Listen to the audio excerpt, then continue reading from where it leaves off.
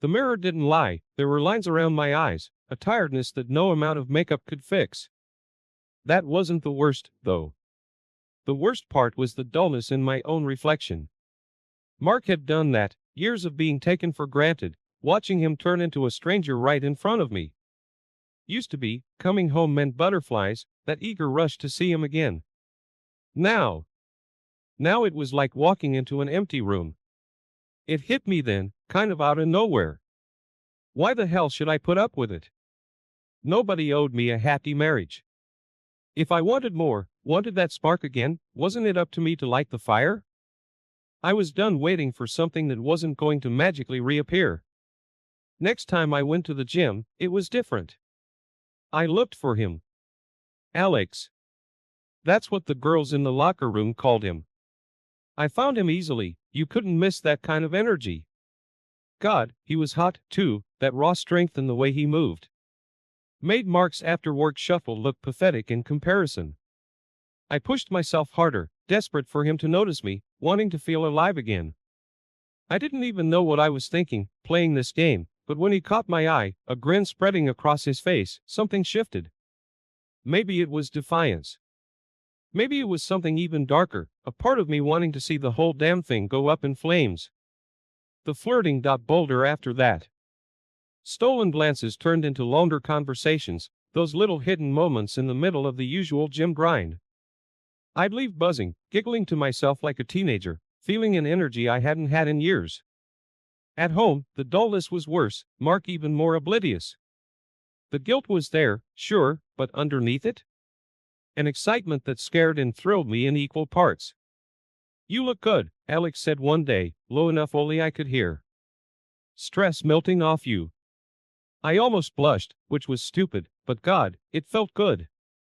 It felt like someone actually saw me after all this time. I guess that was the beginning. Right there. The beginning of me taking back something I didn't even realize I'd lost. Maybe it was the beginning of everything going to hell too, but I didn't care. Not then. It started in the back room of that boxing studio Alex sometimes used. We got caught in a downpour, and he offered to wait it out with me. One thing led to another, and damn, it felt good. Not just the sex, though that was fire, but the feeling powerful, like grabbing back the part of me that had been shrinking away for years. Like I wasn't just existing anymore, but truly alive. The guilt hit me later, of course. It curled up in my stomach like something rotten. I'd lie awake at night, Mark's snores a grating soundtrack to the war in my head. I should have felt like a monster, but there was a thrill in it too, a dark kind of excitement that the guilt couldn't fully smother. That was messed up, I knew it, but it also felt like finally fighting back after years of letting it all wash over me. I started seeing everything differently. I put effort into myself before, sure, but now there was a purpose behind it. I bought a new dress, bolder lipstick, all meant to catch Alex's eye. Hell, even Mark should have noticed, but he didn't say a word. Like I was invisible again, or maybe I'd made it that way, disappearing into the background of our own marriage. The thrill of those secret meetings became an addiction. It was risky, sneaking into motels after lunch, texting under the table at work. Each lie, each close call. It was like I was on fire, filled with this jittery energy that replaced the dullness. Like I couldn't fade out anymore, not even if I wanted to. One part of me wanted to stop, knew I was dancing with something dangerous, that this wasn't sustainable. But the other part, it craved more. It wasn't about Alex anymore, it was about me, proving I could still feel, still matter. The affair was one thing, but a twisted idea started to form, something to really shake things up.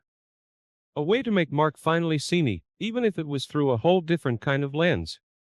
It was about revenge, maybe? Or just proving I wasn't the woman he thought I was. It started subtly, just little things. I'd, accidentally, bring Alex up around Mark during dinner. Oh, funny guy at the gym, Alex, told me this joke. Mark barely even reacted at first, but I saw the flicker in his eyes, a spark of interest or maybe just confusion. The plan I concocted was twisted, I knew, but it was the only way to feel truly in control. It took patience. That invite to watch football with Mark and some of his buddies wasn't really about the game. It was about making sure Alex was on that couch, laughing and drinking beer like he was just one of the guys. Mark was so damn oblivious. He liked Alex, hell, I'd chosen Alex for a reason. He lit up the room, easy to hang out with, and Mark was no different. They bonded over stupid sports things, shared work gripes. Mark had no idea he was being played like a fiddle. The little gifts came next. Alex's gym shirt left on the laundry room floor, a whiff of his cologne on my pillow. I hated myself a little each time, but the thrill of orchestrating it all, of watching the suspicion ignite slowly in Mark's eyes, it was worth it. "You smell nice, different," he said one night. Finally, that edge in his voice, the doubt creeping in. I played innocent, confused. "What are you talking about, Mark?" "Nothing," he'd mutter, pulling away. The seed was planted, I just had to water it now, carefully tending to his growing unease. The goal wasn't to get caught, it was to make him question everything, to turn that dull complacency into burning, desperate jealousy. It was to show him what I was willing to do, and how far he'd have to fall to pay back all the years of making me feel small.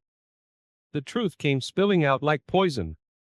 We'd been arguing about some stupid thing he forgot to do, again. The usual background noise to our life.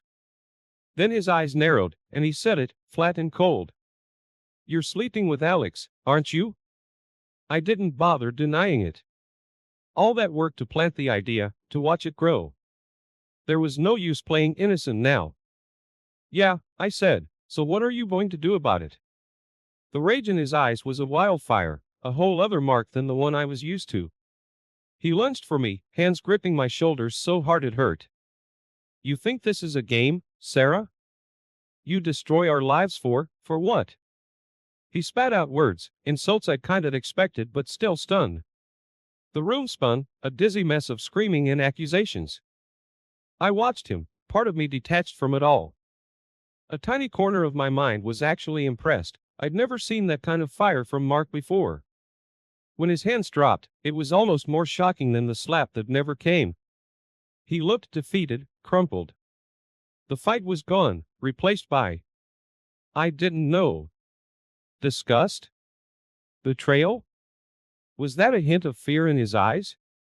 I expected him to scream, to throw me out. Then he said something that chilled me more than any shouting could have. "If you want him that badly, fine. Stay. But Alex stays too." The silence after was thick. Like a bomb had gone off, leaving a ringing in my ears and the world tilted sideways. Stay?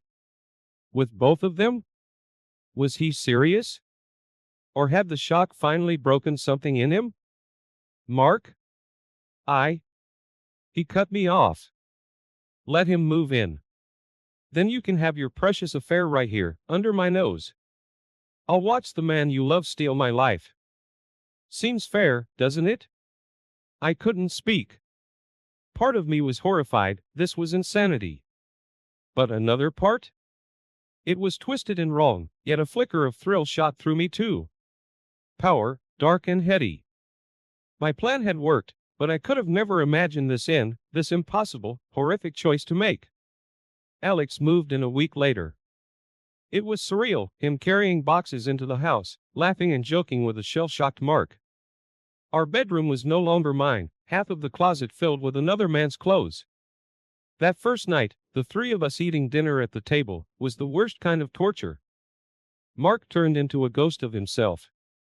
He barely spoke, just moved through the routines of life with a blank emptiness in his eyes.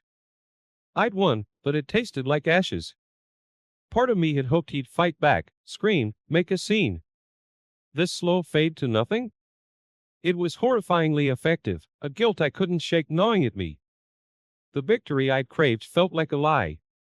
Turns out, Alex wasn't some magic escape hatch from my disappointments. He was just a Euro Alex. Loud. A bit messy, the kind of guy whose charm wore thin after too many hours in the same room. He'd been the means to an end, and now he was just an annoying roommate with seriously good abs. My plan had worked, but it had backfired too. Mark's passive misery wasn't cutting it. I wanted that anger back, the passion, even the hate, anything to make me feel like my old plan had meaning. So, I started pushing. Little things at first. Remember that movie you and Mark wanted to see? Why don't you and I go tonight? I'd say to Alex, knowing damn well Mark was listening. Making Alex cook Mark's favorite dinner, then casually mentioning how much better it tasted. Petty, childish stuff, but it worked. A glimmer of the old Mark would appear. His jaw would clench, an icy tone seep into his voice when he finally spoke to Alex. Alex was bewildered at first, then angry. He wanted the easy fling in a big house, not this war zone he'd blundered into. You need to chill, he'd mutter to me, but I wouldn't. I couldn't stop. I'd set this monster in motion, and even though I was starting to see how dangerous it was, I was also trapped. Driven by the twisted, desperate need to see it through to its bitter, destructive end. Mark found escape at the bottom of the bottle. First, it was a beer in front of the TV, then a glass of whiskey that got refilled too often. The blankness in his eyes was replaced by a dull anger, slurred words cutting through the tense quiet of the house more sharply than any shouting could have. My little pushes turned into full-on battles. I'd forget to pick up Mark's dry cleaning, knowing there was a work dinner that night, then watch him scramble, throwing insults at me for a wrinkled shirt. I'd leave Alex's sweaty gym clothes on the bathroom floor for Mark to trip over, and then hear the low rumble of Mark's voice spewing threats at Alex later. It was vicious. I was vicious. And the worst part was, I didn't even know who I hated more sometimes. The broken shell of Mark, or the grinning, arrogant version of Alex this house had turned him into. Jealousy nod, a surprise twist I hadn't predicted. It wasn't even about who had Alex, but that he'd slipped out of my control too. Those stolen moments we'd once shared felt cheap and ugly now, replaced by loud arguments between them that I'd started and yet now was powerless to stop. Things got physical one night. I pretended to sleep, but heard it all. The raised voices, the thud of a fist hitting flesh, then Alex's mocking laughter echoing in the hallway. Mark didn't come to bed that night, passed out on the couch, cheek already darkening with a bruise. The next morning, I felt sick. This wasn't some twisted game anymore. It was spiraling towards something truly destructive. I didn't want Mark to win, not exactly, but I had unleashed forces I didn't know how to contain. Fear settled cold in my stomach. What would happen when the simmering rage exploded? Who would walk away? Would any of us walk away at all? It started with a snide remark. Mark had been in one of his drunken, mean moods all day. He muttered something about dinner, about how I was a useless housewife, how even Alex could probably manage to cook an edible meal. That was it. I snapped. Words poured out of me, hot and bitter. Years of resentment, of feeling small and invisible just erupted. Things I'd never dared say before. Things about how weak he was, how pathetic, how he disgusted me as a man and as a husband. Mark went white hot, then red. I thought he'd hit me, maybe even expected it, but instead, he lunged for Alex. The two of them crashed into the living room table, a whirlwind of fists and curses. I screamed at them to stop, but it was like they couldn't even hear me. The fight was brutal. At first, it seemed like Mark had the advantage, fueled by pure rage. But Alex was stronger, younger. He landed a punch that sent Mark sprawling, then kicked him while he was down.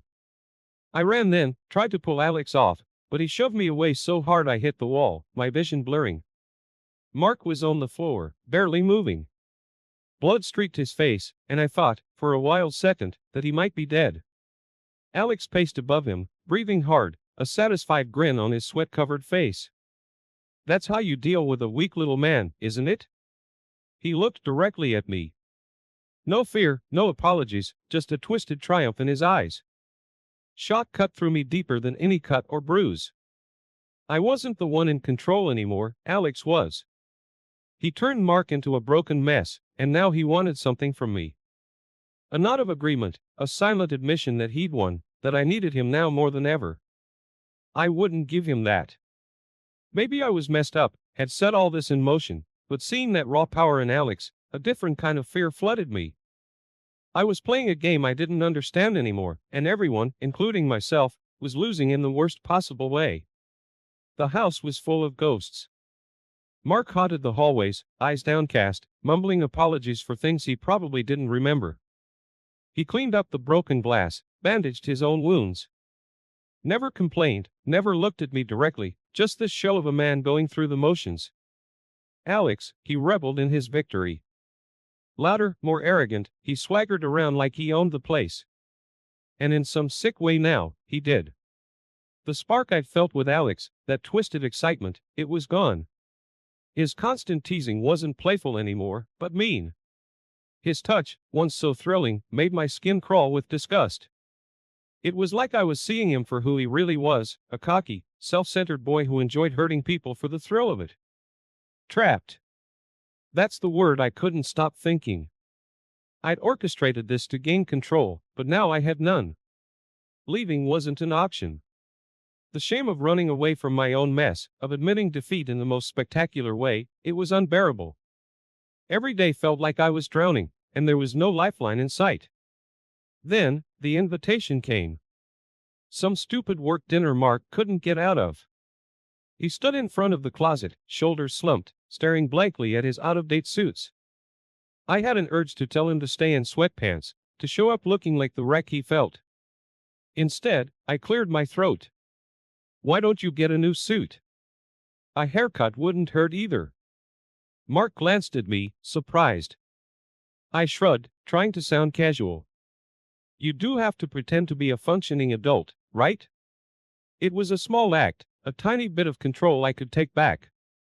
And maybe, I thought, if Mark could find a flicker of his old self, of the man I'd once loved even when he was being neglectful, maybe then I could find some way out of this nightmare. Or maybe he'd find his own escape, leave both of us in his dust. At that point, even that kind of freedom seemed better than the cage I'd built for myself. Getting ready that night was strange. I reached for a dress I hadn't worn in years, something bold and bright red that Alex always hated. I did my hair, my makeup. Not for him anymore, but for a reflection in the mirror I barely recognize. It felt defiant, powerful, like maybe a piece of the old me wasn't completely lost. When Mark saw me, a flicker of something crossed his eyes. Confusion. Maybe an echo of the desire I craved to see there. But it was gone in an instant, replaced by his usual mask of weary resignation. He was in that new suit I'd pushed him to buy, and damn, if he didn't clean up nicely. The function itself was a blur. His work crowd was dull, but other men noticed me. The way their eyes lingered, the easy smiles, the compliments. It was like a drug after being invisible for so long. Mark watched from the sidelines, not angry, but wounded. That little thrill in me was cruel, I knew, but at least I was feeling something again. Alex, predictably, reacted with sulky anger. He was rude to Mark, got too loud and too drunk.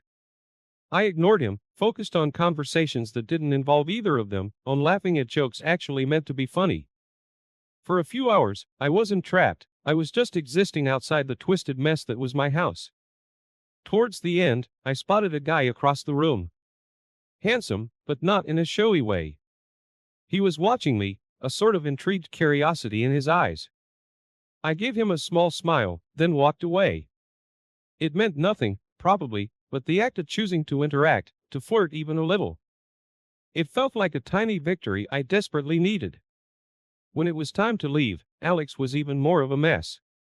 He stumbled, mumbled insults under his breath. Mark didn't react, just looked at him with pity in his eyes. I think part of me wanted a fight, wanted Mark to finally snap and defend me. But the silence, the utter contempt from him, it hit Alex harder than any punch ever could have. The drive home was tense. Mark drove in grim silence, Alex muttered darkly in the back seat, his voice slurring his threats. I was a ticking time bomb, that intoxicating sense of freedom from the night fading fast, replaced by the stark reality of walking back into my self-made prison. Alex couldn't hold his liquor. He stumbled when we walked through the door, launching into a rambling, vicious rant about the night. How I'd made a fool of him, how everyone had been laughing. Then he saw Mark watching from the shadows.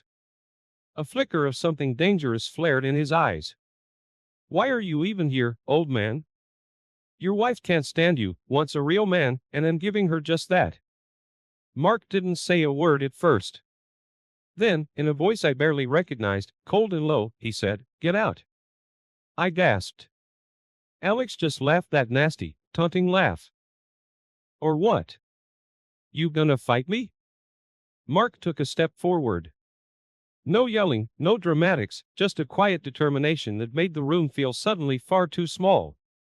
Then, like he'd remembered how to be a man instead of a ghost, he lunged for Alex. The rest was a blur of crashing bodies, swearing, the sickening sound of a fist connecting. I screamed at them to stop, but it was futile. Mark, fueled by a rage I didn't know he still possessed, had the upper hand at first. But Alex was young, strong, and every bit as desperate. They smashed into the kitchen, sending dishes flying. Alex grabbed a knife, a flash of silver. I screamed again, not sure who I was more afraid for. Mark got the knife away, but Alex's hand came up, nails catching his cheek, drawing a thick line of blood. It could have gone on forever, destroying whatever was left of us all. But then came the sickening thud, followed by a groan. One of them hit the floor hard, and everything went still. I don't remember who it was. I don't even want to know. All I know is that as I stood there in the debris of my kitchen, of my